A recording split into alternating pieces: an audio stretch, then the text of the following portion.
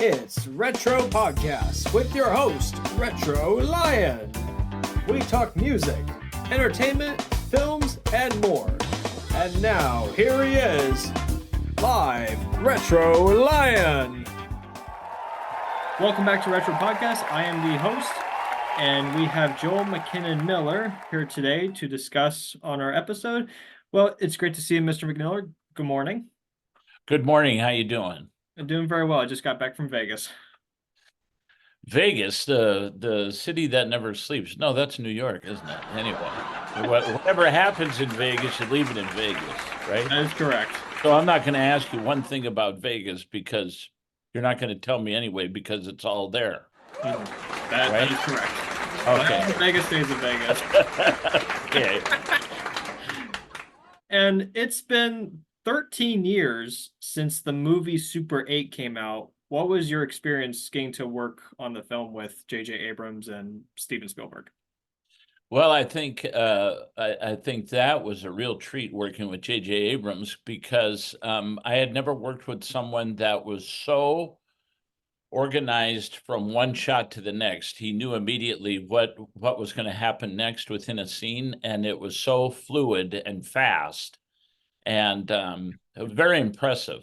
So I really enjoyed working with him very much. And then one day when I was working, and maybe other days when I wasn't there, Steven Spielberg would come by, and so we all got to meet him that first day when he came by to visit the set. So that was very memorable, and he was very nice. And then while we were shooting the scenes, he was standing over by the monitor with J.J. Abrams, and they would talk about the shot. And I don't know what they were saying, but maybe they were giving suggestions, or I don't know. It was really cool because that movie was like a homage to Steven Spielberg type films. So, and I know that they're good friends. So it was fun. It was fun to be a part of it. And when you got the role to be in that film, was it an audition or did they reach out to you? They reached out to my agent because they thought I would fit the father character, and so then I did audition, and my hair was longer at that time. You'll see in the movie, but the very first scene, they had to add that scene where it's at the funeral and I'm eating a little plate of cake or whatever like that. So filming had already ended. I had gotten back to having a flat top haircut, and they called and they wanted to do some more additional shooting. And I'm like, oh, but I cut my hair, And he said, no problem. And so I thought, well, what are they going to put a wig on? What are we going to do? And when I went in, he just framed it up so that it kind of the frame comes across my forehead. You don't see what my hair is doing. It was kind of brilliant. And we didn't have the location anymore where we originally filmed. So he took an office in his building that we were in, brought in a bookshelf, brought in a window, made this office look like just in this one bit of the frame, like we were in a house and we were standing in a regular generic office building that they just brought in a few props and a few scenery pieces, and we had the house, and it was pretty amazing. And it's the first scene I think it's the first scene of the film. It was at the beginning of the movie. It starts with the funeral and then it goes to 4 months later, it's summer, and that's where the whole chaos begins. Right. So yeah. So it kind of sets it up, that scene. Yeah, so it was also fun. We were filming in a Howard Hughes it was like a hangar for like blimps, right? Mm-hmm.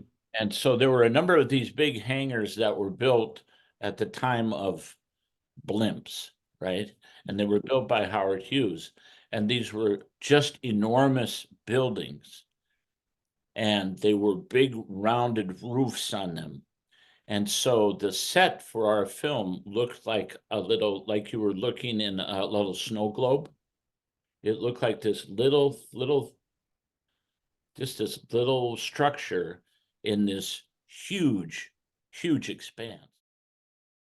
You played a character in Galaxy Quest, and I've also heard that there's an R-rated cut. So which character did you play in Galaxy Quest, and is there an R-rated cut of that movie? I have no idea if there's an R-rated cut. I played a character within the TV that they're watching at one point where they're doing interviews of people at this, it's like a Comic-Con type thing. And I'm dressed in this incredible makeup to look like one of these characters. And so if you blink, you'll miss me. And I spent more time in makeup than I actually spent making filming anything. So, Very cool. yeah. And what was your biggest inspiration for wanting to go into acting? Well, when I was a young boy, I still am a singer. I started out as a singer, and I started college as an opera singer. And then I started doing plays. And I thought, well, maybe I like doing that better. And then I started doing musical theater. Well, I kind of like that. And so I jumped around a bit. And then I ended up in New York City with a company called John Houseman's Acting Company. And I toured the United States for 3 years doing Shakespeare. Had gotten married right before we had left. And my wife was a part of the tour as well. She was the wig mistress and the assistant wardrobe on the tour. So we spent our first 3 years of marriage in a bus traveling all over the United States. And that was an incredible experience. And that's what got me an agent in New York, because we'd end every 3 months, we'd go out on the road, and then we'd come back and put another play together. So we had a big repertoire of plays that we would end up touring to universities and civic auditoriums around the country. And so we'd put another play together, and then at the end of the season, right, in the late spring, we would always have a 2-week run off Broadway of our plays. And so that's where everyone would invite agents and people like that to come and see the plays. And that's where I got my agents were there. And then they opened a place in Los Angeles. So we moved to Los Angeles in 1991, started a film and television career. So it's been quite an adventure. We lived in Brooklyn, New York for 7 years and then moved to Los Angeles. And I just loved playing different people, and I just loved that kind of work. And so I don't know if I had one person or one instance that I could point out as my inspiration. I just think I liked what it felt like to get up and sing or perform. And when I was real little, I was 5, 6 years old, I would sing hymns for my grandmothers. And so my one grandmother in particular, when we would get together, I would sing, and my cousins would be there, and they knew, oh, he's going to make some money, because my aunts and uncles would give me coins. And then I would take the coins and go down to the candy store and buy candy, and I'd bring it back and dump it on the bed, and I'd share it all with all my cousins. So they liked when I showed up at a family party, because they knew I'd probably sing for my grandma. And so that's kind of how it started, as a little kid singing, for things. Very cool. Speaking of New York City, you were in a show called Brooklyn Nine-Nine. Your co-star Andre passed away this past year. Were you guys friends? Did you know each other before Brooklyn Nine-Nine, or how did that story work? Andre was a couple years younger than I, but we were both in New York around the same period in the mid to late 80s. And I had certainly heard of him, and one of my favorite movies at the time was Glory, because he's fantastic in it as a young actor, and he was just so good. And I've watched it hundreds of times anyway, so I was a fan of his for sure. And then to get to work with him and see how he worked, and he was very professional, and we were kind of we kind of worked the same way. In a way, we were always prepared, and um, we just are there to do our job and then go home and be with our family. And he had a lovely wife and three boys, and I think about them often and how hard it must be to have him not there anymore. He passed away in December, and when he passed away, I was performing the role of Scrooge in A Christmas Carol at a theater in New Jersey, and he actually lived in New Jersey, and I had thought about reaching out to him to see if he wanted to come and see the play or whatever, but I was so uh, consumed with the play, I didn't really have a lot of room to be thinking about anything else, because I hadn't done a play in 32 years. So to be asked to do Scrooge and to be on stage all but 2 minutes in the first and second act because you're doing a quick change, there was a lot of stage time, and I had a lot of things to memorize, and so I was kind of lax in reaching out to people. My wife finally came and arranged for my family to come and stuff, so that was all good. But when Andre passed away, we were notified by our showrunner Dan Gore, and we weren't to say anything because it wasn't public knowledge yet. And that evening, I had to do a performance, and I would always go up early before the show started, and I would sit on Scrooge's bed and just kind of sit there and kind of get myself ready to do the show. And when there was an actress passing by, and she saw me sitting there, and I must have had I don't know, a sad look on my face or something. And she said, "Are you okay?" And I said, "Well, I'm not really." And she goes, "What's the matter?" And I said, "Well, a good friend of mine passed away today, but I can't talk about it." And she goes, "Oh, I'm so sorry." And so I had to go do a performance being upset, but it went fine, and I felt almost like he was there with me because he had started in the theater as well, just like myself. So it was kind of a special night I'll always remember. You've been doing theater for a long time, and I used to do theater as well. I don't act anymore because now I do drawings and podcasts. But there are some projects that I've started to get involved in with. They're not big role parts. They're like small roles, like little minor roles. So for people that are going back into theater, and for those who are starting out in theater, what is the biggest advice you would pass on? Well, um, take whatever you can get and just perform, just keep working on your craft. And people say, "Oh, there's no such thing as a small part." Well, I'm here to tell you, yes, there is such a thing as a small part, but there is not such a thing as an unimportant part, or would never have been written. So that's a very good way to approach that. Even if you come out and say, "My lord, the king is arrived," or whatever it is you're saying, there's a reason for it. You're a part of everything. So not to belittle that, or it would never have appeared in the script.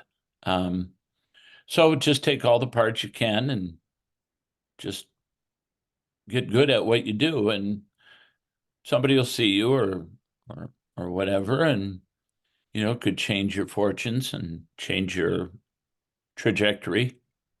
So just keep doing. That kind of goes for most anything in your life. If there's something that you are passionate about, you should keep doing it.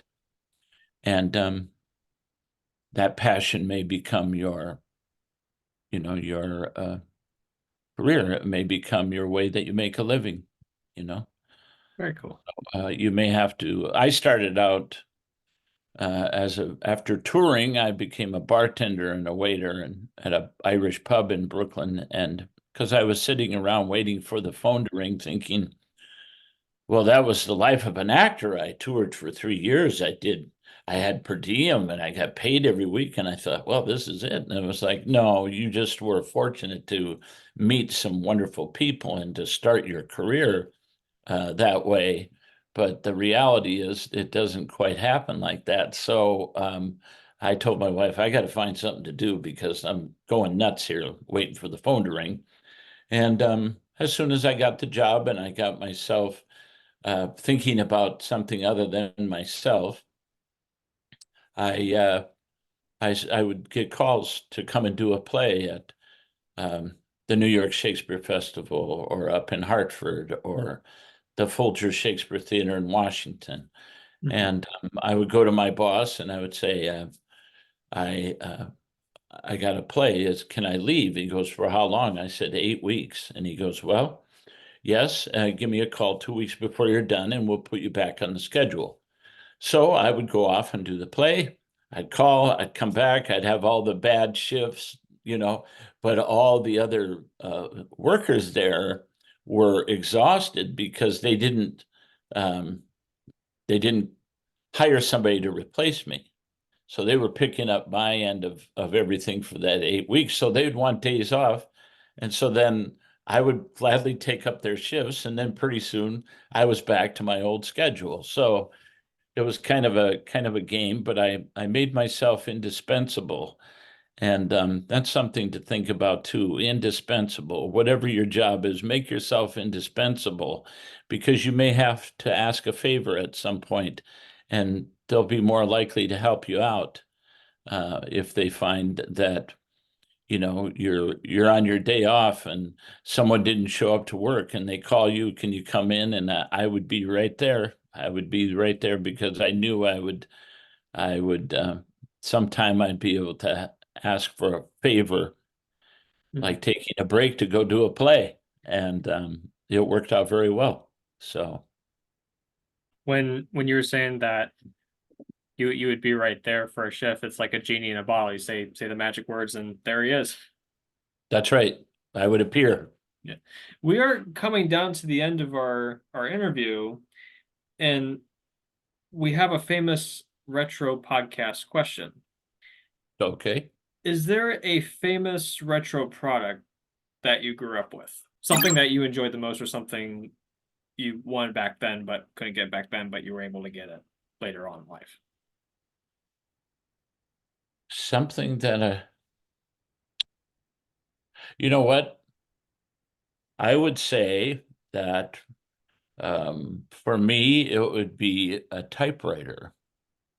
I have horrible penmanship and I have to write thank you notes now and then. So I had these cool cards made up. They're just a long strip, and my name is printed on top in a kind of old-timey typewriter type.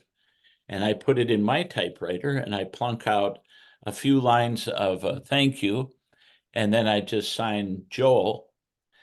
Well, they know who it's from because it's all printed out up there. If I didn't have it printed out and I scratched my name, they would probably go, who is this from? And so it's very clear who it's from, and it's very easy to read, and it's kind of fun because you can tell it's a real typewriter that I'm using, because they were always, sometimes the letters are just a little off, or the next line is just a little, funky or whatever, or the ink is not as clear on that letter as it is on the next letter, So it's a very unique way, I think, to do my thank you notes. And I've never been a very good typist. I had typing in junior high school and I was terrible at it. So I'm kind of a hunt and peck fella, even on a computer. But I would say the typewriter would be the thing. I've got three of them. I've got two here in Minnesota and I've got one in Los Angeles. So whatever place I'm at and I've got a stack of my thank yous, cards, so I can, if I need to write a thank you to someone or just a note or whatever, I plunk them out on my typewriter. That's really cool. Actor Tom Hanks has a whole collection of typewriters. That's right. He wrote a book about typewriters, and my wife just gave it to me, so I need to take a look at it. Nice.